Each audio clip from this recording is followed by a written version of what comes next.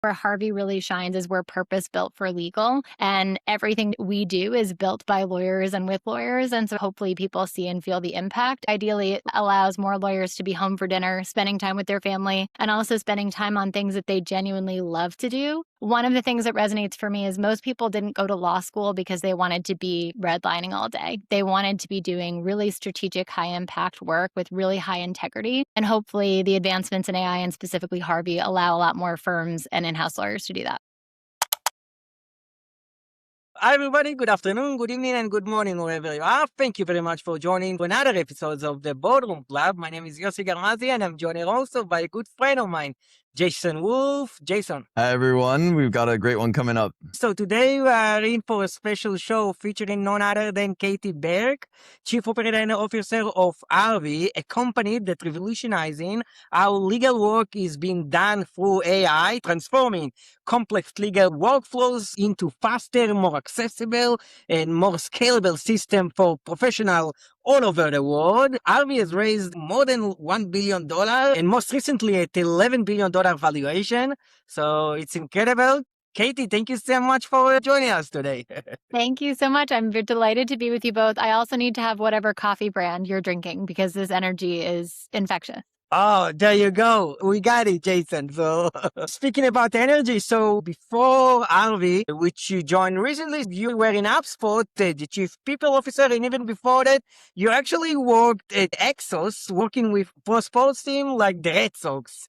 So I was curious to know, you're at the tech world, what high performance metric from the world of athletes you still use today to measure your team? It's a great question. So Exos trains professional athletes, as you mentioned, but also does a ton in the corporate wellness space. So while I was there, a lot of the work we did was supporting NFL combine athletes or different soccer or football teams. And so I think to answer your question directly, a metric that I still love and use that's applicable is the good old fashioned plus minus metric that is often used in hockey and other sports. And the reason I like it is that there's a personal attribution, but most importantly, it attributes to how many goals were scored when you were on the ice or off it. And what I like about it, the reason that I really resonate with it is because at the end of the day, you're only as good as your last game. And so what I like about plus minus is it's not a historical season metric. Of course, there is one.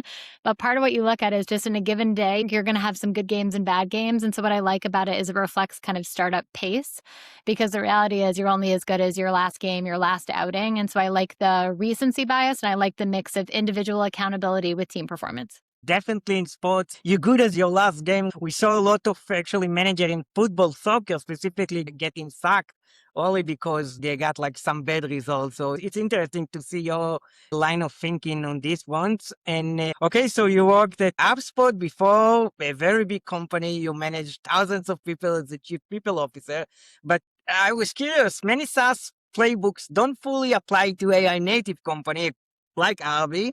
So what traditional operating framework you saw broke first when you joined Harvey, and what did you need to unlearn when you joined the team? Yes, I was so lucky to spend almost 12 years at HubSpot building the company. And when I started, we were about 300 employees. And as you mentioned, and we were a solo product company. We were private. And when I left, we had spent many years being public, 8,000 employees, so many countries, too much growth to count. But I think to answer your question, the framework in SaaS was very much a 3-year strategy with quarterly intervals. You think about a traditional public company, you're thinking 3-year strategy, here's what we're going to do.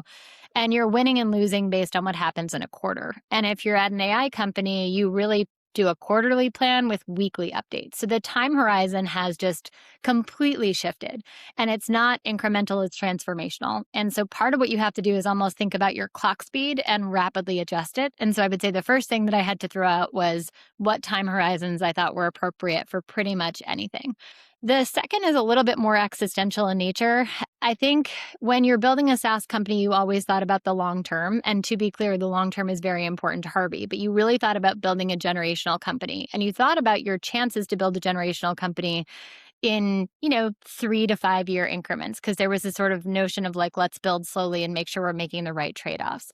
To be a generational company today in AI native, you got to survive the next 2 to 3 years and make sure that you have extreme relevance, that you're increasing the distance between you and any challengers, that you're ready to compete with the model companies head on, but in the meantime, collaborate thoughtfully with them. And so the game has just fundamentally changed in terms of how you think about long-term outcomes. So those are just a few things that I had to rethink when I joined Harvey. Indeed, I'm going to mention it in a bit, but Harvey is growing super fast all over the world. I can tell you that my sister, she's a lawyer. I told her, yeah, I'm interviewing Katie from Harvey. So she said, oh, that's super cool. And we're also going to talk about the outstanding number of agents that you have. But I wanted before that to touch a little bit about the pace, as you mentioned, of Harvey growing super fast. But I know that you're also like running.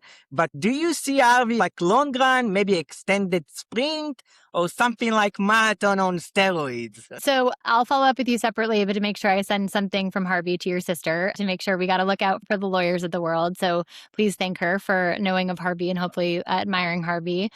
But with regard to running, I used to run a lot more than I do, but I think the analogy is still apt, which is I think before what you were doing was trying to run at a marathon pace and win that race. And I think instead, just to kind of build on the time horizon metaphor, part of what you're trying to do is actually run a half marathon in a very short amount of time, but you have to win the heats before. So a good example would be you can't just win the half marathon now. You got to win the 10K pace. You got to win the 5K pace. You got to win the 1 mile race. You got to win the 100-meter dash. And so given that, it just makes the need to be able to operate the long term with strong stamina, but also to operate in short sprints. And so I think the people who are going to win, the way I describe it to my team is we need to be pace setters, period, full stop. And I think the question you would ask is pace setters for a marathon or a sprint? And the answer is both. And so I think part of what you're looking for is just people who operate with extreme urgency. And I think if you were someone who thought your past company operated quickly, you're in for a rude awakening coming to Harvey, because what the market expects of us is just moving that much faster. I think it's important to note, though, that you can move really fast without intentionality and without a clear plan. That's not the objective. So I think chaos is not the objective. What you're trying to do is wrangle chaos with clear direction. And ideally, people who operate with extreme urgency and extreme ownership are the ones that are rewarded at Harvey. What I will take is start run fast and then just faster as you go, because indeed, as we mentioned, you have over 25,000 agents, which is a really staggering number now running at Harvey. But which long horizon use cases you're most bullish about going into 2026? So the first generation of Harvey's platform was very much a platform used for drafting, for storage. Our Vault product is incredible. But as you mentioned, our next generation of our product is really designed by long horizon agents. And I think what they are capable of doing takes progress on AI from incremental to transformational. And I think what you're seeing is, as it relates to use cases, there are certainly a million examples on due diligence, fund formation to share for law firms. But in the spirit of just potentially this audience being more in-house based, a few of my examples are on compliance-related activities. So I'll give you a good example. As you scale globally any organization, part of what you have to keep an eye on is local employment laws. And what it used to take was a lawyer to take a look at them, then a bunch of meetings. I've been in many of these meetings where you're trying to figure out, does it change the classification of what folks are doing and how we classify them? Then working with their managers to make a comp recommendation, then working with payroll. The hours and days spent on that work, it's crazy making. And so part of what the long horizon agent can do is automate all of that and even draft a recommendation for a policy that would update your internal adjustments along with how payroll might consider it. And then the human's role in all of that is just reviewing the outputs to make sure that they reflect the judgment and strategy that aligns with the company. And so ideally, we talk about delegate the work and own the judgment. That's kind of how we think about long horizon agents and what they can do in legal.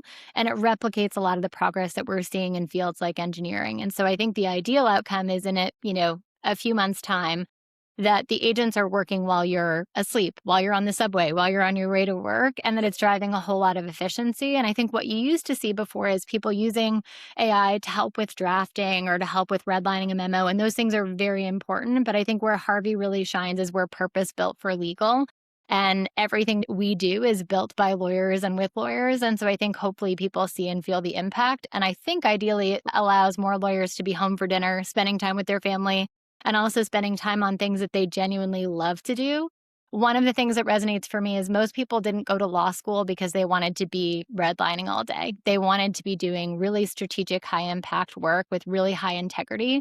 And hopefully the advancements in AI and specifically Harvey allow a lot more firms and in-house lawyers to do that. We hosted the president of Service now, and he mentioned the soul-crushing chores that you need to do. So are we actually taking it down? But now there are a lot of agents indeed, the 25,000 as we mentioned, but people need to collaborate, human in the loop. Some like to work with the agents, and you're a people person at the end of the day. So do you see any friction between the agents and the people inside the organization? Not specifically at Harvey, even let's say more globally speaking, or not necessarily? If you think about the things that make a really good manager, so just close your eyes and think about the best person you've ever worked for.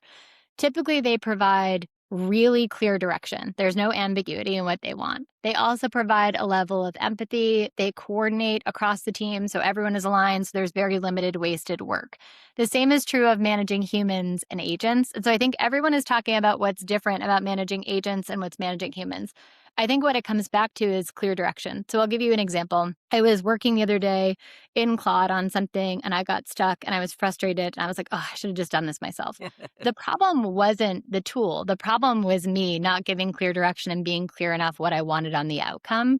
And so I actually think when I think about managing agents and teams and people and what that's going to look like, because the reality is it is going to be hybrid between humans and agents, I think instead about how you train the next generation of leaders, because some folks will manage teams and some people will manage just teams of agents and be more like power ICs.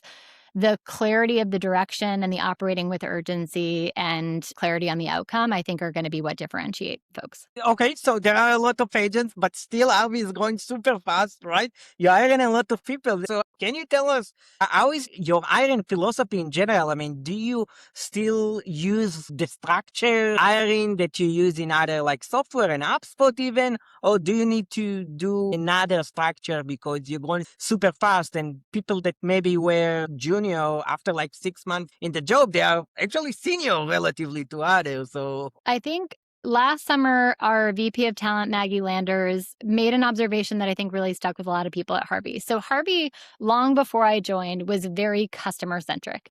As an organization, if there is a customer challenge or problem, people feel extreme ownership to try and fix it. And we respond really quickly. When we ask people their favorite part of working at Harvey, oftentimes what they'll say is how quickly we rally to respond to feedback from customers. So Harvey's always been really customer-centric.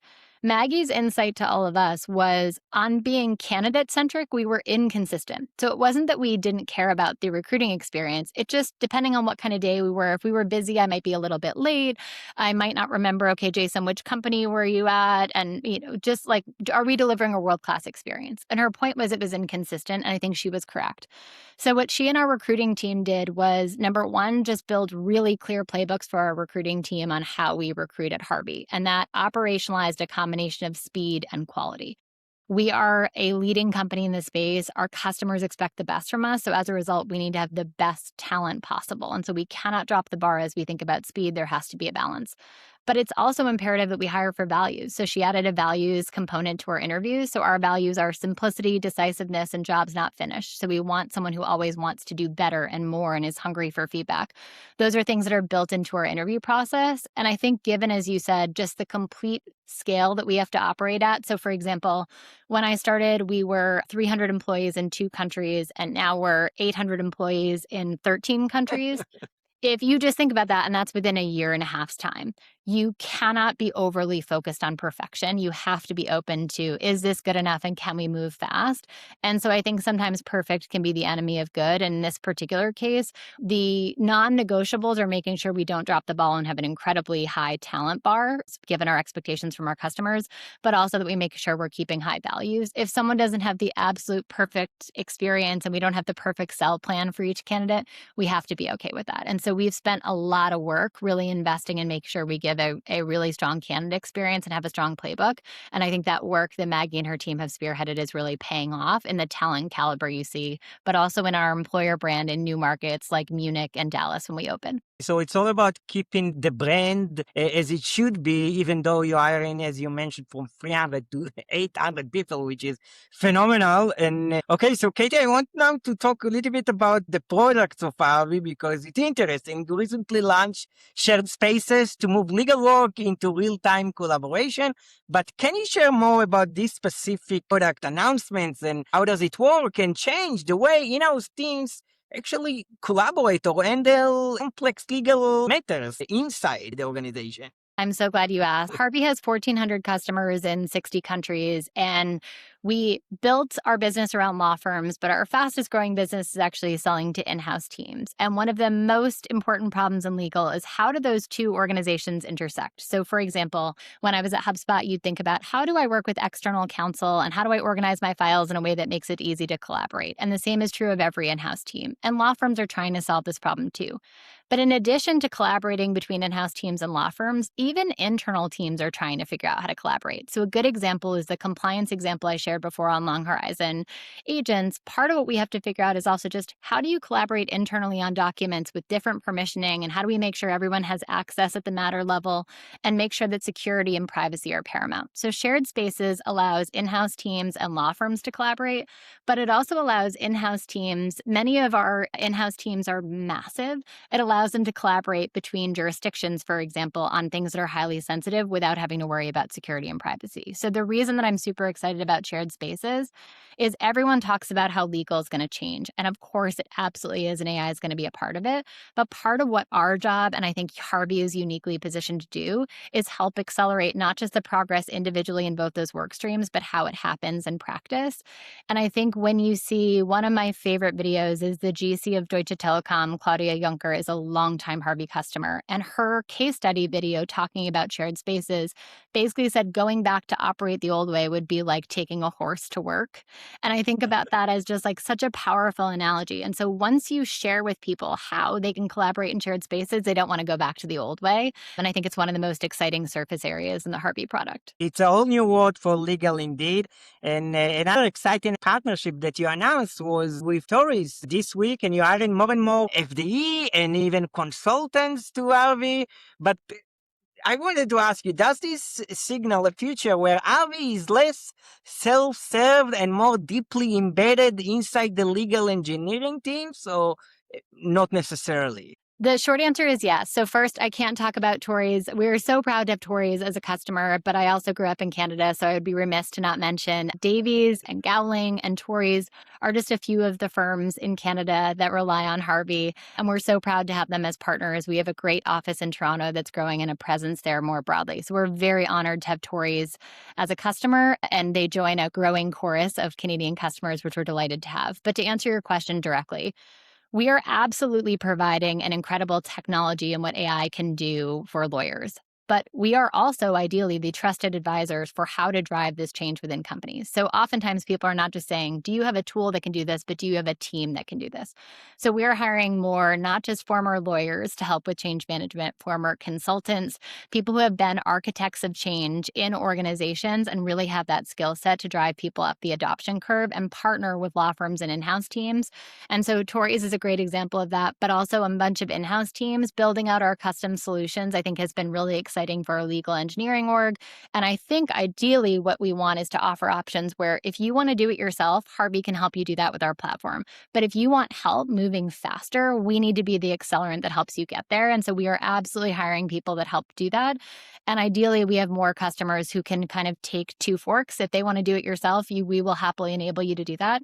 And if you want our assistance, we want to have the world's leading experts to help you get there. Okay, so no more soul-crushing chores once you have Harvey, but what does it mean actually for the profession of being a lawyer in the next, say, like 5 to 10 years? Do you think we still need a lawyer, or will it be more strategic profession and less about the typical lawyers that we see today? We are a big fans of Better Call Saul, just saying. So yes, to be clear, I think the world will very much still need lawyers. So let's make sure we start there. I think our founders from the start have been very prescient on this topic, which is they've always said that if we do our jobs well, that legal advice, the reason you hire great lawyers is not just to do the work to complete an outcome, it's for their judgment.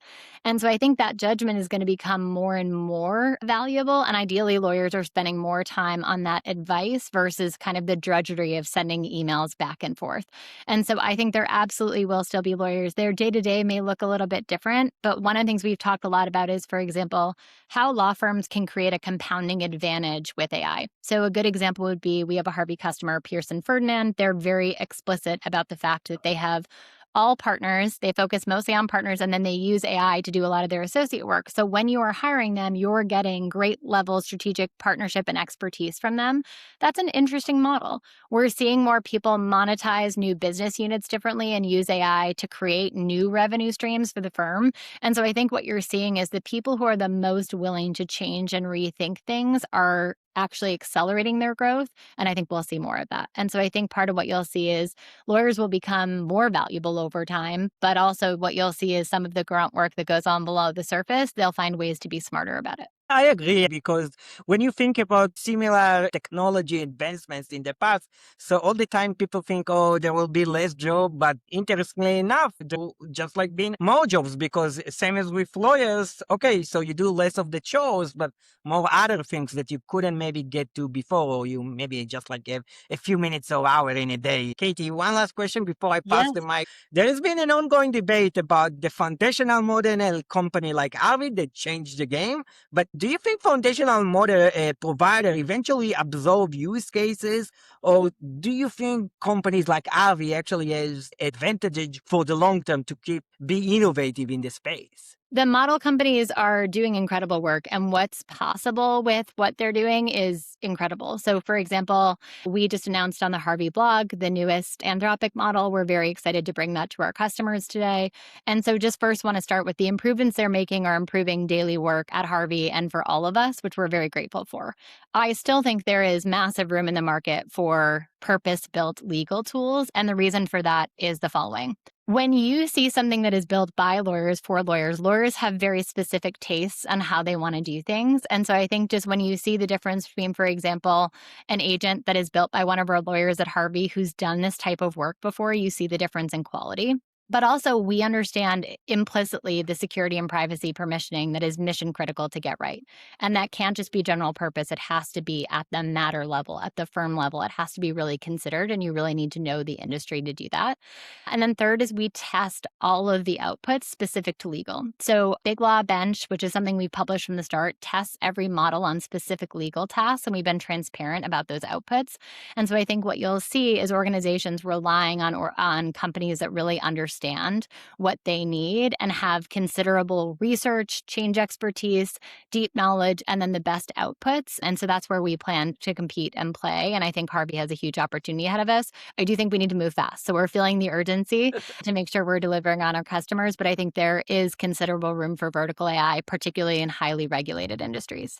100%. It's usually the case that the infrastructure models like companies like Harvey that actually has the context are the one that been able to really take it to the next level. This is what has been in previous big technology advancements. And okay, so Katie, I have a bunch of more questions, but Jason here has also fantastic ones.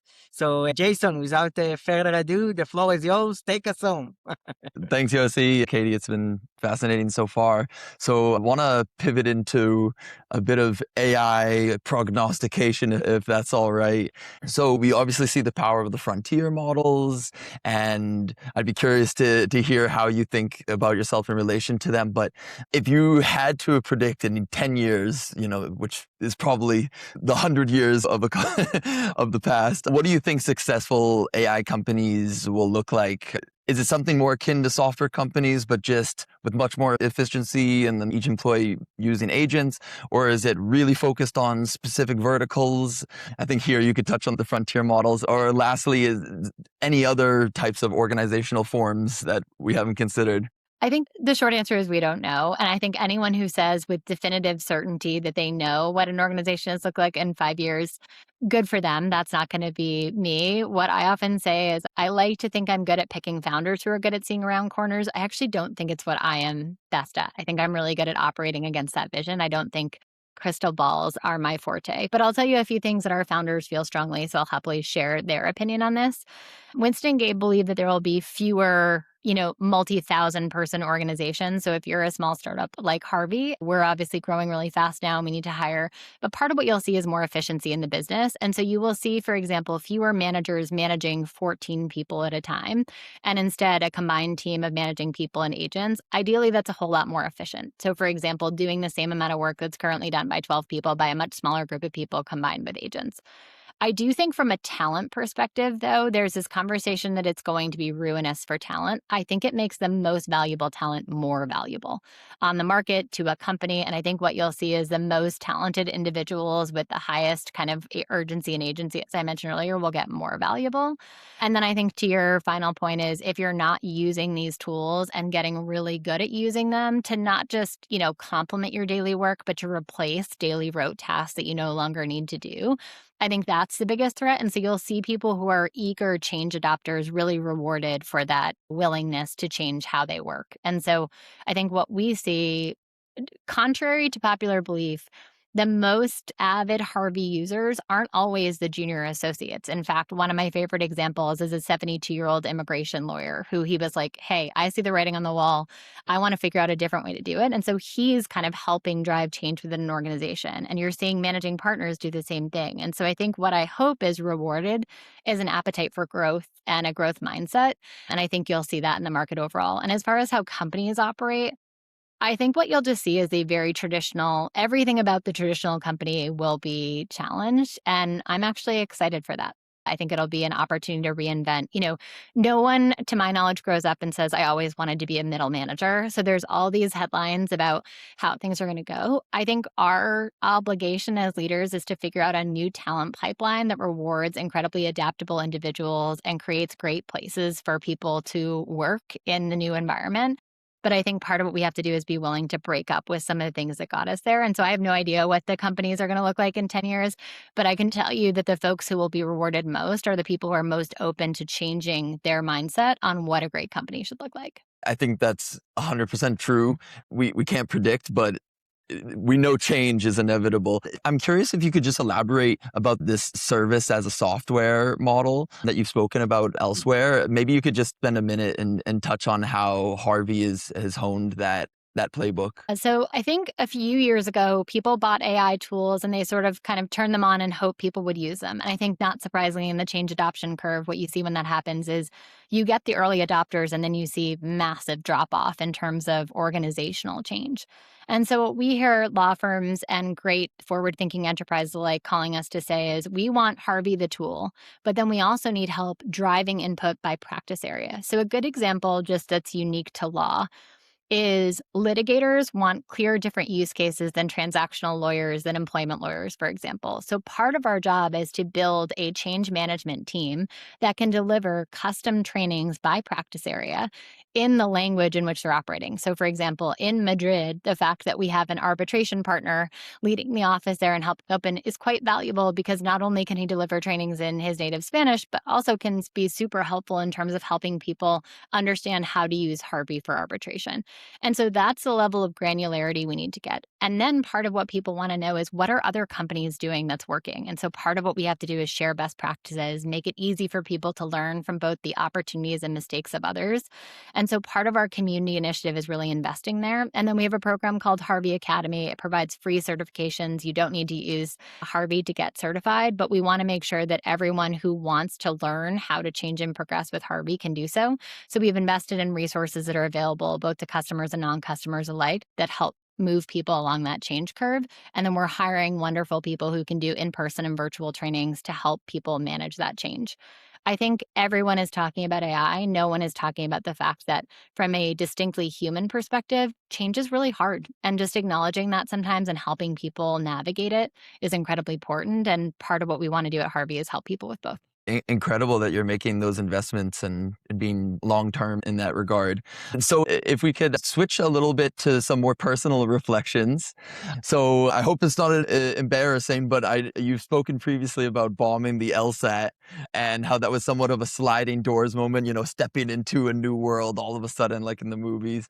And it's kind of poetic how you've come full circle to now being COO of a household name in legal services. So how does that feel? Finding that it kind of all worked out in almost better than it ever could have. I thought we were friends, Jason, so you had to go there. No, I'm just kidding. I'm glad you brought it up. I think it's an important thing to talk about failure. Everyone talks about things that go well, and I think it's really important to talk about things that didn't. So to back all the way up, I went to Bates College for undergrad. I got certified to teach, and I kind of did everything right. I tried to make sure I had enough extracurriculars. I was planning to go into education policy. And what I completely missed was the fact that I hadn't even taken a practice test for the LSAT. I just kind of saw the LSAT as, I'll do everything else. I'll check every other box in the 4 years, and I'll take this test and we'll go from there. Didn't even bother to look at the details. And not surprisingly, did not do well on the test at all. Turns out I'm not great at logic problems, just not my forte at all. I would have known that had I bothered to do that. So I actually think the lesson is less about the LSAT itself and more, you can't be so focused on checking every box that you miss arguably one of the 3 most important things to get into law school. So I lost the forest through the trees, which I think is the first lesson anyone can resonate with. But the second is about failure. I think I was so wed on this one thing, and I actually don't think I would have been a very good lawyer. In fact, I can tell you from working with lawyers every day that they are incredibly good at what they do, and I'm decent at what I do, and I would rather be complimenting their work than doing it. I don't think I would have been a great lawyer, and I also don't think I would have been a very happy lawyer. And so my reflection on that experience and now working at Harvey is not in any way, shape, or form like a poetic justice, like, oh, it all worked out and how do you like me now? It's actually the opposite, which is to say to my 20-year-old self, it's all going to be fine. Be so much nicer. I just think about all the tears that I shed and all this wasted effort. And I'm like, it was preparing you for something different and bigger. And you just never know. And so my reflection on it has actually nothing to do with Harvey in this particular case and more to do with the fact that if you are a 20-something who feels like one door didn't work out, it's just preparing you for something bigger. That's a really refreshing reframe on that experience. And I guess if it makes you feel any better now, Harvey itself is passing the LSAT at the 90th percentile mark. So I guess that's stock standard. I knew that stuff AI was now. going to do it better. No, all kidding aside, I think if I really wanted to be a lawyer, I think I would have A, bothered to prep for it, and B, would have retaken it. And I think the reality is it forced me to really think about what I was best at and wanted to do. And that's what I think, focus less. My general advice for people is focus less on the narrative of what you should do or said you always wanted to be, and more on what you're actually good at and how you've evolved. And I think that's a better career arc to follow than what you always told people you wanted to do. I like that a lot. So your father is quite a legendary NHL coach, and tragically you lost your brother, and that led to your father really being an advocate for LGBTQ in hockey, which is superb.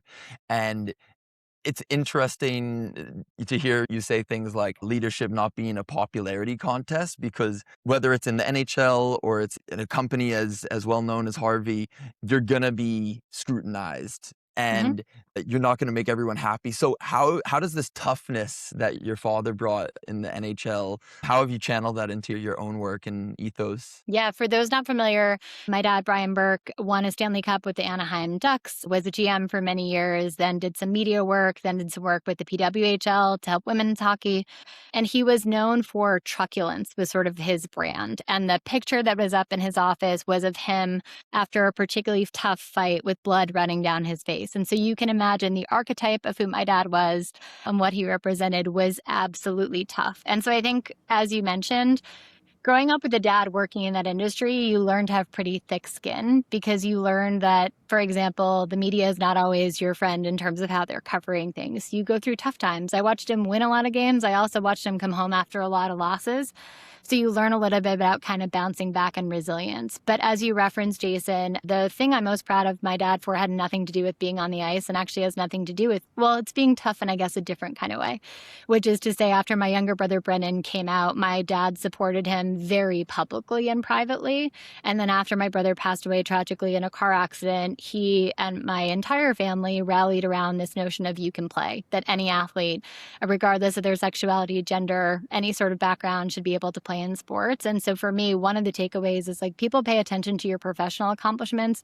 I'm far more interested in how people stand up when things are hard or challenging. And so I'm incredibly proud of my brother Brendan. I'm also incredibly proud of my dad for that moment. And I think toughness just sometimes takes a different shape than you might guess. I love that. Yeah, it's like moral courage in a way, right? Absolutely. I look back at that and I think about probably the toughest person in our family was my brother Brendan for having the courage to come out and to speak his truth. And so I think part of it is just reimagining the toughest person isn't always the one throwing the biggest punches. It's the person with the most moral courage to stand up for what's right.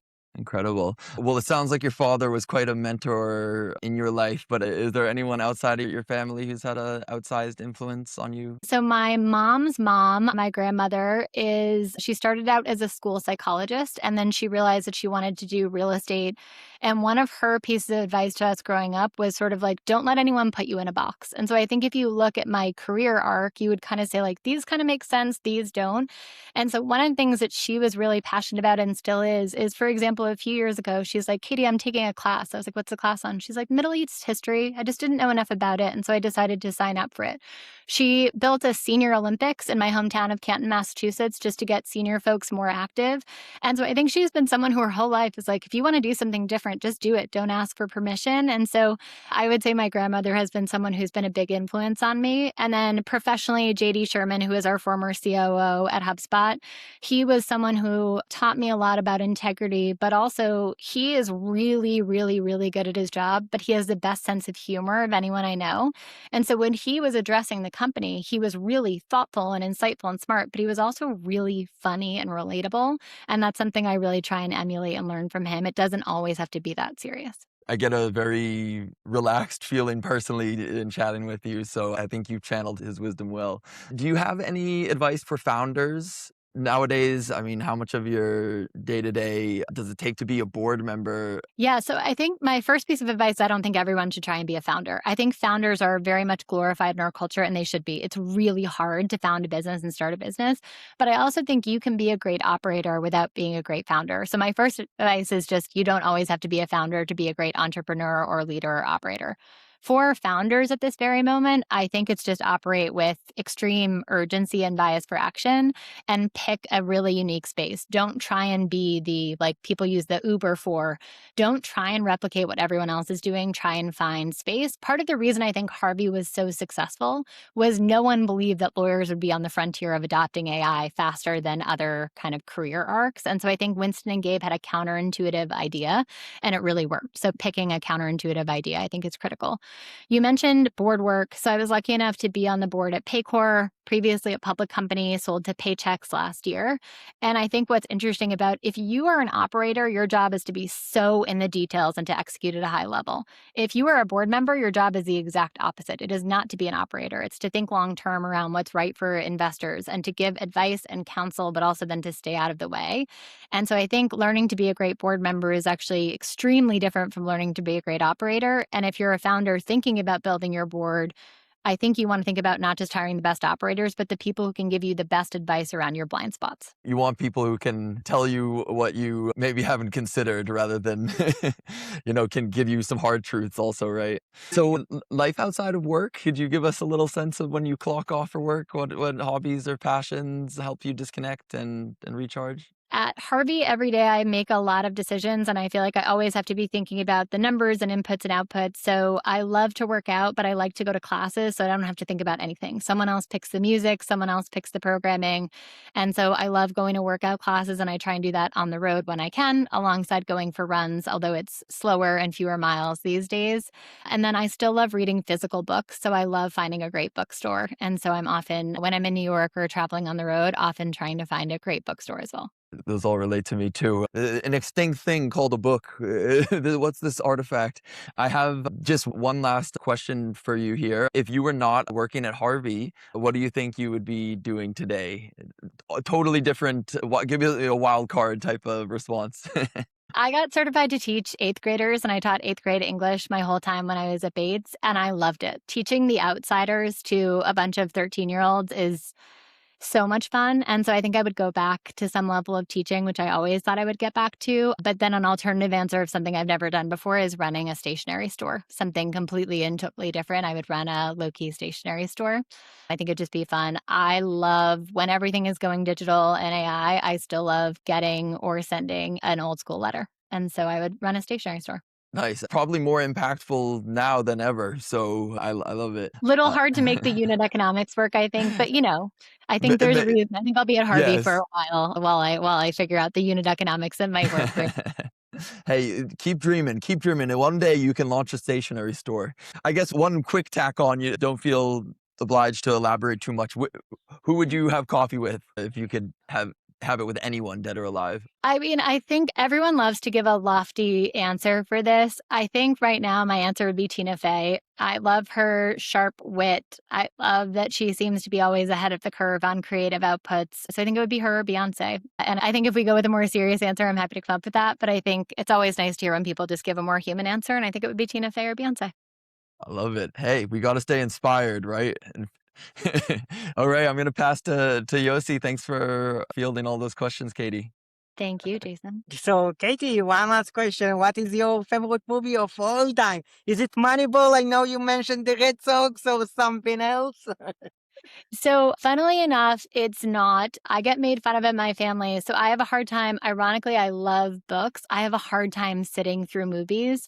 So, my family jokes that the only movie I ever watch is Love Actually, and I watch it year round. So, not just at Christmas, I watch it any time of the year. And so, it's an embarrassing answer, but I love Love Actually. No, there you go. It's a one way to take it. And If you want to go to a bookstore, I'm your person. If you want to go to a movie, I will probably be asleep 15 minutes in, and it is not an indication of the movie's quality. It's just my attention span. Weirdly, I can read books for a really long time and have my full attention. Movies don't capture my attention for whatever reason. so favorite book maybe that you read recently or? So I would say I'm reading a book right now called The Compound, and it's kind of like a futuristic book around reality TV. But I just read Heart the Lover, and I really liked that book. It's a fiction book that's doing really well, and I thought it might be overblown, but it was my book club book, and I really enjoyed it. So those are two books that I've read recently that I have really liked. Okay, we wrote it down. We will check it out, Jason. So, Katie, thank you so much for joining us today. It's really been a joy, a truly honest conversation. So, appreciate you joining us. And for everybody else in the audience, so stay tuned. We have other interesting folks to show you, from the president of Cisco. We have the chief operating officer of 11 Labs. So, it's going to be interesting. A lot of AI. So, stay tuned. Wait, are you talking with Victoria? Victoria Weller. Yeah. I love her. So I'm her fan and friend. And so please be cheering her on. But thank you both for having me. This is such a great conversation. You're going to have so much fun with her. Absolutely. And one last thing, shout out to Cara Kennedy. We actually been in touch with her from Hubspot. So, Cara, thank you. Yeah, Thank you, Kara. Kara. I think it's also such a good example of the world is so small. So it's a good reminder to be kind to people. And So you thank know, you. we met Kara right here on this campus at Cornell Tech. So it's definitely a small world. She is such a wonderful, wonderful person.